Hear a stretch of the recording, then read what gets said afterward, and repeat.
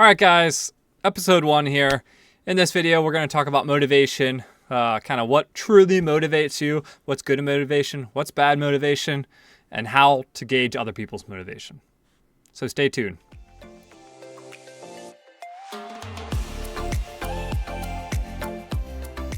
Hello, everyone, and welcome to Let's Talk DAT. This podcast is dedicated to talking about the happenings in healthcare and athletic training from the perspective of doctorate and athletic training students. I'm your host, Josh Profit, and with me is my dear friend, Mike Monahan. Mike, how you doing today? Good. How you doing, Josh? I'm doing great. So let's get right into it. We're going to talk a little bit today about motivation. So for me, the Oxford Dictionary says that motivation is the reason or reasons one has for acting or behaving in a particular way. So for me, motivation is something that is why am I an athletic trainer, and what makes me want to continue to be an athletic trainer. So some of these things are it's fun. I get to be around athletics all the time, something that I grew up doing, and I get to also help people in healthcare. So I get to treat patients, and I get to see the progress that one makes in seeing a patient progress from initial injury all the way to return to sport. Yeah. Mike, what about yourself? Yeah, I think so. Going off your definition or the second definition of the general desire or willingness of someone to do something, right? It could Mm-hmm. be anything, right? Motivated to wake up in the morning. It might not be pretty, but Okay. most of the time people are motivated to wake up. Really, for me, what motivates me, a little bit of honesty here, but food. Food is a big motivator for me. Oh So, yeah. but then there's also like other motivational factors too, right? Just kind of like my moral compass, right? Like this is the right thing to do. I should be doing this. Mm-hmm. As for athletic training, right? I think that more so moral compass, right? Desire to help others, right? Helping my patients try to get better. There are times I think, and you probably feel this too, where you're like, that motivation might be low. And then we got to try to trick ourselves into thinking of other ways to motivate ourselves. Um, and then I guess to make this a little more complicated about motivation, motivate others to be motivated, right? Absolutely. Um, who might be some of those people that you would have to motivate? Ooh, I think really everybody. I think everybody you come into contact to that uh, you're seeking to gain favor from or trying to improve their lives, because sometimes people don't want to help themselves for a little bit, and you have to help them help themselves. Mm-hmm. So whether that's tough love at times, right? Um, you know, in the athletic training world, though, a lot of times it's coaches, kids. Sometimes, since I'm an athletic trainer at a secondary school setting, sometimes that's parents too, right? Yeah. So, what about you? So for me, I am in the collegiate setting, as you know, but a lot of times we have to deal with, like, obviously the patients are the biggest person we have to motivate. Some of the people that become more difficult to motivate are the coaches, because the coaches are in their different world, and so I interact with them, but my version of motivating them isn't the same way of motivating the patients. My same thing with like the athletic directors or like administration staff. Like I don't necessarily deal with them as much. So my approach to motivation to them is going to be different than my approach to my patients or my fellow athletic trainers. Certainly, certainly. I think I don't know if I agree with the whole coaches might be the biggest motivate ones to motivate. Really, I think they're a huge factor in athletic training. And I know we're going to have some podcasts later on, I think, talking about that. But Mhm. I would say patients, and then maybe colleagues or coworkers, or um, other healthcare providers, to be honest. Yeah. I've ran into a couple doctors locally where it's just like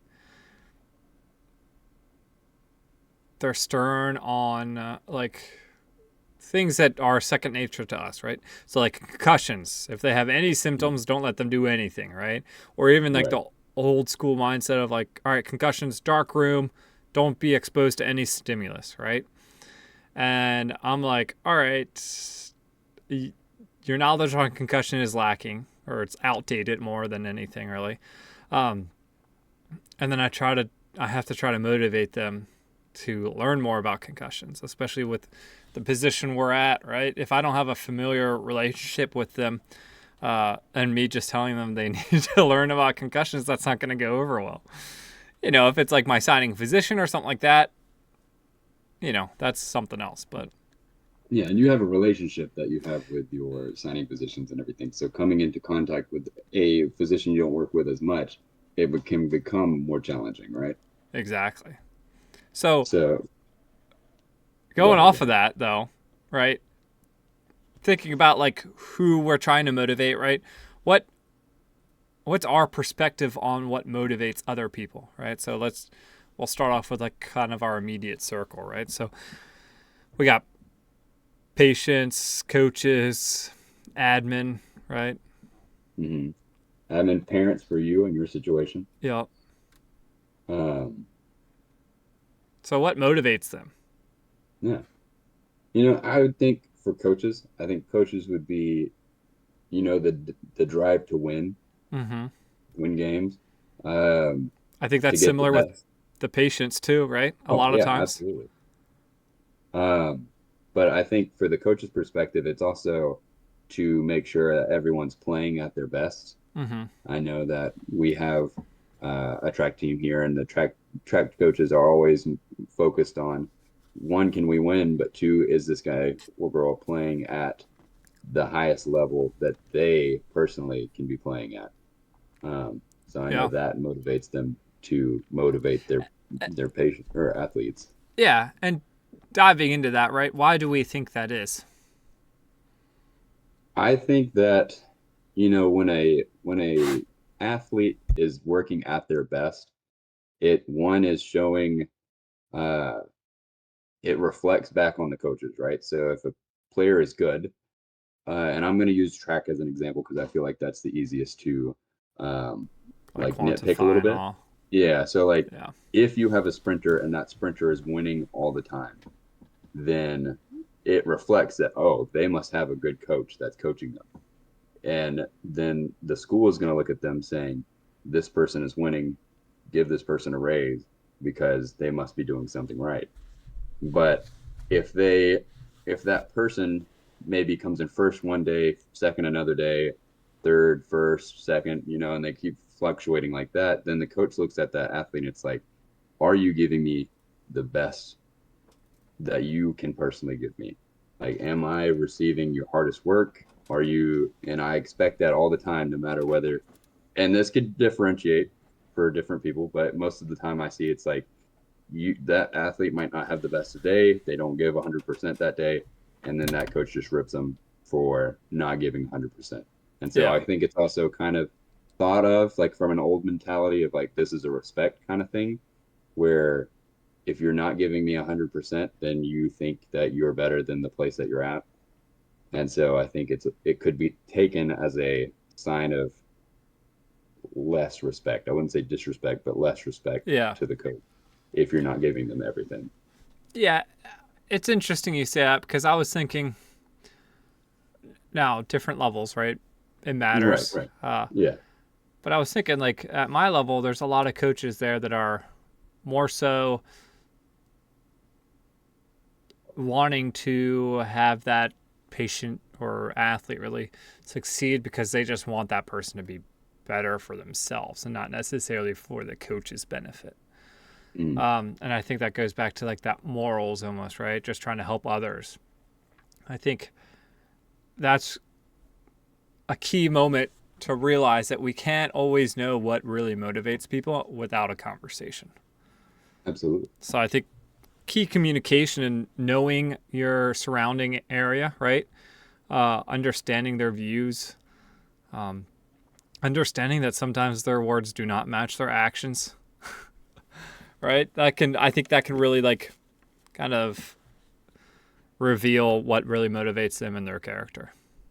Now, to go off of that, do you have any thoughts of how you could initiate a conversation like that? Yeah, I think in the past I would have just said what motivates you, Hmm. but I kind of think that's a bullshit question, right? Because Absolutely. people are just gonna say things that pop in their head, not really actually think about it, or even break down motivation. I think that more of a metacognitive thinking or prompting them to think like that, I think will get you a better answer. So, if I see Josh, if I say you do something, I'm like, okay, why did you do that, right? Because the why is a lot of that motivation aspect. So I'm like, Oh why yeah. did you do that? And you say, well, little Susie was jumping off a bridge. I'm going to jump off a bridge, right? So we're like, okay, if you're mimicking, that's not a lot of motivation, right? So then Mhm. I'm like, okay, well, why did you think that was a good idea? And then you're like, okay, well, maybe it's the fact that you're actually idolizing Susie a little bit. And so then you're trying to mimic her because you think she's an outstanding citizen or something, Mhm.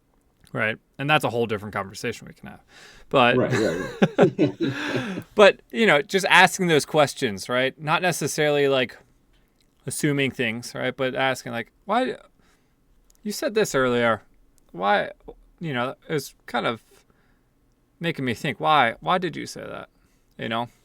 Mhm. So what about you? Do you have any tricks of the trade? I think you make a really good point about how we shouldn't just be asking like what motivates you, because again you're going to get some quick answer of does this does this seem like this is what this person wants to hear. Yeah. But We can go back to how we and opened up, right? The first thing I said was food, right? Do you think yeah, that's yeah, motivating everything I do? No. yeah, and your definition of food was your first thing that came to mind, where my definition of what motivated me might have been my work. Yeah. And so um maybe going up to them and like, what gets you out of bed in the morning? Like, what's the first thing you think of when you get out of Yeah. bed in the morning? That's a good And then one. that right there, like, if the first thing I think of when I got out of bed is, oh, I really want to get back into bed, then maybe my thought process, and maybe my thought process differs every day. Like, maybe one day I wake up and I want to get back in bed, Yeah. and then the next day I want to get up and I'm so excited to go through the day because I got some big event happening that that's what's motivating me that day. So I think just asking them, hey, like what's got you out of bed today? Yeah. What is getting you going right now? Sometimes what brought you here, right? Yeah. Yeah. Like, oh, for us, what's a massive motivator sometimes? Pain. Oh yeah. Oh yeah. Like, I what think brought you here? Well, my leg hurts and I want it yeah. fixed. Absolutely. And I So, think that's a great way of connecting to people too, especially in a college setting like mine, when you're trying to get to know a patient, like what brought you to the school? What chose, like why did you choose this place?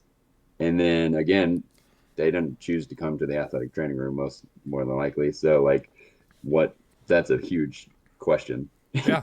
But just I had a kid again, today, showed up. yeah. I went through the whole thing, and because they just started, talking like this is what's bothering me, all this other stuff. And I'm like, all right, I am not finding a lot wrong here. Hmm. What am I missing? And I'm like, well, I like had to backtrack. I was like, well, what brought you in today? Like, my coach said I gotta come in to see you. I was like, oh, okay.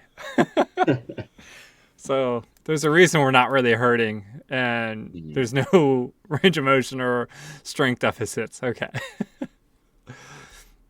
I love And then, those. but that Those are the just best opened that things. dialogue, right? And then I Oh Right. started understanding like, oh, okay, like he's not just trying to skip practice or anything like that. It's, he's following orders. Yeah. And I think this brings a good point. If we've just talked about kind of the motivation that started out in coaches, but what do you think motivates the athletes? Like you said that part of that motivation that could have brought that athlete or patient into the clinic was brought to by the coach. But what do you think could have like motivated that athlete to come into that room that day besides the coach? Yeah. Um, to answer that question, I would say just to make sure, because they also said this, just to make sure it's not anything worse than what they thought it was like the day before. Mm-hmm. I think it's important because as you asked me that question, I kind of was starting to think, because my mind, as you viewers will hear, my mind is like a loophole thing. I'm like, okay, how can we pick apart these things? So Yeah. I think it's important to remind ourselves and everyone that uh, you don't have just one motivation typically, and that every action you do is motivated somehow, right? Mm-hmm. Now, I could have different motivators for like different actions, right? So it does depend on what the action is that you're getting that motivation from. Yeah. And I think that's crucial because, you know, my motivation might be to have the coach like me. So I'm going to try to lower the conflict. And then in that turns, hopefully down the road, we don't have issues when I do have to hold somebody up, you know? Yeah. Yeah. So, and then I think it's a good time to talk about intrinsic versus extrinsic motivators. Uh, Absolutely. because I think when you do face some adversity, you're going to realize how strong that motivator is or isn't. So, intrinsic motivation typically comes from within. It is typically a stronger long-term motivation. Extrinsic's more of like outside coming in. So intrinsics along those lines that we talked about, kind of like your morals, right?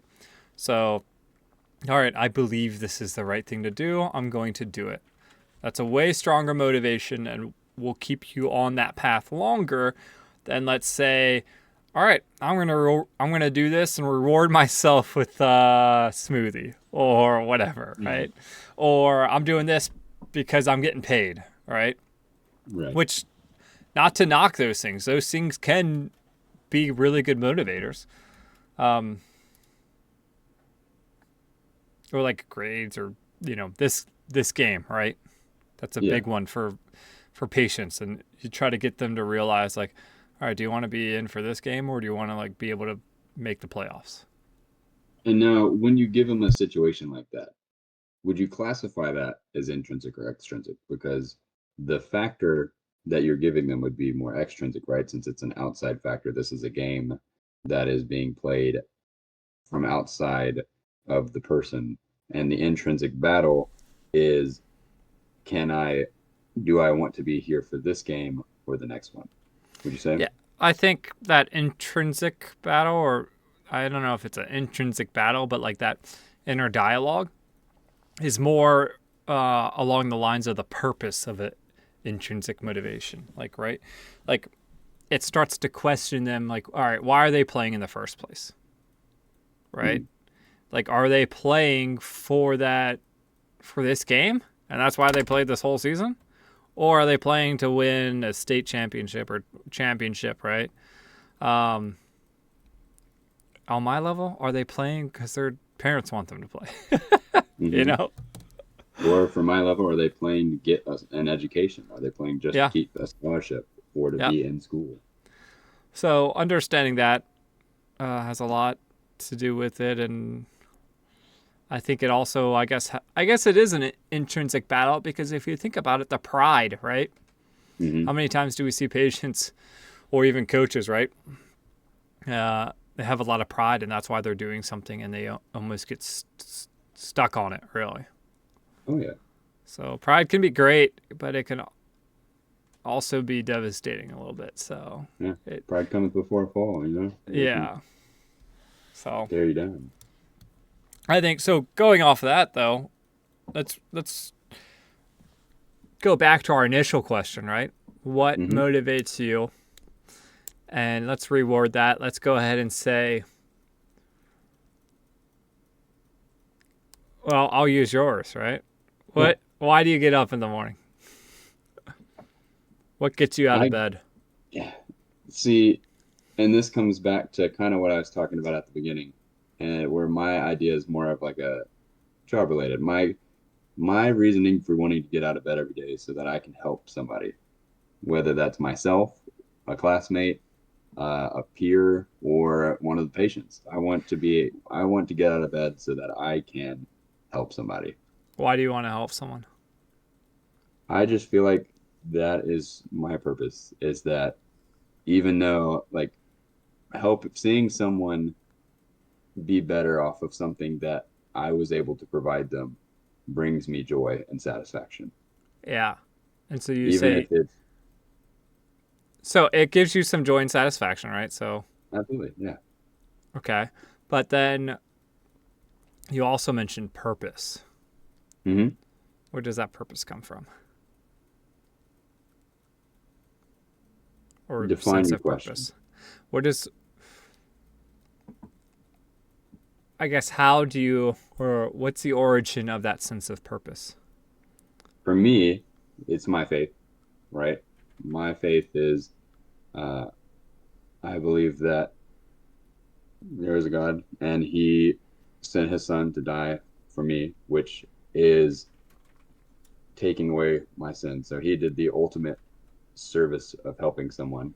Yeah. And my duty now and my purpose is to be able to help others And and continue. I'm sorry. no, go ahead. You could I finish didn't that have thought. anything Okay. I think else. religion is a huge motivator. I Oh, think yeah. that's one of the strongest motivators, and I think that's one of the reasons that we should have an idea of what our patients' religious values are, Hmm. because then Absolutely. we can really understand them better. And if they don't have any, right? Hmm. This is my little soapbox here. If they don't have any, they do believe in something, like it's a religion. Right. That could be the sport they're playing, right? Hmm. Like where Absolutely. they're so focused on it and like this is the right way and everything else. They worship their sport essentially. Yeah. They worship their craft, Yeah. basically. Yep. And so I think So, that's huge in motivation. so a little bit enough about me. What gets you out of bed in the every morning? It's that I know sound it's of not the food. it's the sound of the cat throwing up. Just kidding. You're like, oh shoot, the cat's throwing up Not again. again. Okay. Not again. Um, my dog does help me actually initially wake up because Yeah. he's an early bird. Uh, he will start to get grumpy with me if I don't wake up on time. And he's So like, would you I'm say that's hungry, wake me. care? Huh? Would you say that would be care because you care for your dog and that's why you Provide for wake up? Yeah. someone. Yes, that's going to be one of my top ones for sure. Like just based off life goals, right? I want to be a good father and everything. So Right. I think And just where do you that think that stems from? Like if we break that down, where do you think that stems from for you? definitely from the religious side of things, Okay. right? And then Hmm. understanding, like passing on, I guess, greatness, right? Doesn't have to greatness, just passing on my views and making an impact on the next generations. Yeah. So, And I think that's a big thing, and not just from a religious standpoint, but passing on and being a legacy. Like I know that in our program, we yeah, talk a lot at about, Indiana State. yes, Indiana State University Doctor of Athletic Training Program, if we have not already said it. Um, we do a lot of things where we want to leave a legacy. And so we look into our practice and see how can we benefit our organization for when and if we leave. And so what can we do for when we're gone that they will still value the care or product that we have given them? so that they can continue to grow after we're gone. Does that make sense? Yeah. Okay, good. So I would like to encourage listeners right now, right? Because we are a little bit into this, right? Just take a second, think about what motivates you, right? And actually think about that. If you have to, talk it out with Write it somebody, out. right? Talk Find it, write it out. find your Josh, right? Ask them what motivates them, and then have them ask you, why, right? What, um, and then just kind of keep that in mind, right? Do your actions match that? No, maybe you don't have it down packed, or maybe you're trying to fool yourself a little bit. I think that's something we do a lot. So Yeah, once you get to know what motivates you, I think you can utilize that as a tool to achieve greatness. To be honest. absolutely. I love that. Yeah. Well, Mike, it is always a pleasure to talk to you. And in the next episode, we will discuss healthcare systems and how it relates to athletic training. Yep. So thank you guys for tuning in. As always, right? Don't use our brain. Don't rely on our research, right? Start thinking for your own. Start doing your own research, and stay classy. 2, 1, go. And in the next episode, we will discuss about motivation is what motivates us to be athletic trainers. Motivation for coaches, what motivates them to be coaches. Same thing with athletes. Intrinsic, extrinsic is